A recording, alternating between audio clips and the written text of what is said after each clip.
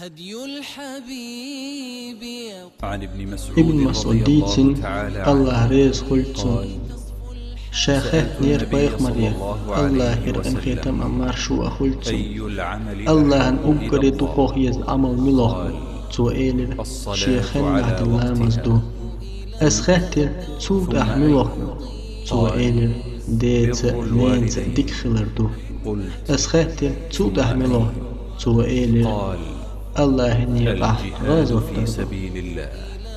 الدرب المضيء نسمو ونرقى في علاها ونعانق العيش الهنيء نحيا ونرشف من شذاها نحيا ونرشف من شذا على سنتك نعيش.